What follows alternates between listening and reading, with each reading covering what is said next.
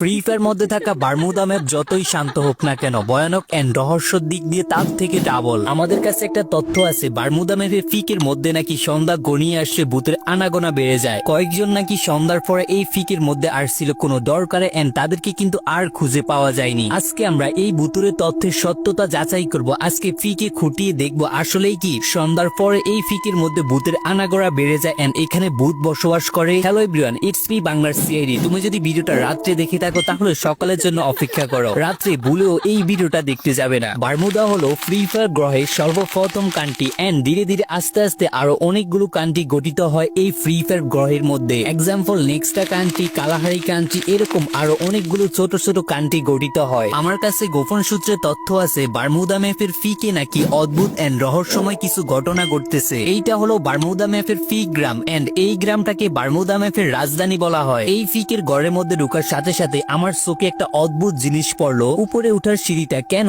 এত নৃশংসভাবে ভেঙে চুরে রাখা হয়েছে? অনেক কষ্টের পর যখনই আমরা এই বিল্ডিং এর উপরের তলায় উঠি, আসল ভূতুরের কাহিনী আমরা এখানে দেখতে পাই। এই চেয়ারটার দিকে একবার লক্ষ্য করুন, বনলতা ঘিরে আছে কিভাবে এই চেয়ারটাকে। এইরকম বনলতা যুক্ত জায়গায় ভূত এন্ড ডাইনিদের ফেভারিট জায়গা। তাহলে আমরা অনুমান করে নিতেই পারি এই বারমুদা দেশের ফিক গ্রামের মধ্যে আসলেই ভূত বসবাস করে। লিটারেলি এই টিভিটা চলতেছে এন্ড চেয়ারের মধ্যে কিন্তু কাউকেই দেখা যাচ্ছে না, অটোমেটিকলি কিন্তু টিভিটা চলতেছে এন্ড টিভির মধ্যে কিন্তু অদ্ভুত কিছু একটা সিনারি চলতেছে। সাথে সাথেই আমি হিস্ট্রি ঘাটতে শুরু করলাম এন্ড হিস্ট্রির মধ্যে একটা নিউজ দেখতে পাই, এইরকম সিনারি নাকি ভূতেদের ফেভারিট। তার পাশেই কিন্তু একটা আলমারি দেখতে পাচ্ছি। আসলে ভূতে এই আলমারিটা দিয়ে কি এমন করে? ভূতেরা কি পোশাক আশাক ব্যবহার করে নাকি অগ্রিম মানুষ শিকার করে এনে এখানে জমিয়ে রাখে পরে খাওয়ার জন্য? আমার লাইফে আমি এইরকম সিন কখনোই দেখি নাই। অটোমেটিকলি টিভি চলতেছে এন্ড চেয়ারের মধ্যে বনলতা ভরে আছে। আমার মনে হচ্ছে আমার আশেপাশে কেউ ঘোরাঘুরি করতেছে। আমাকে কিন্তু এখান থেকে তাড়াতাড়ি চলে যেতে হবে, না হলে কিন্তু আমার জীবনের ঝুঁকি।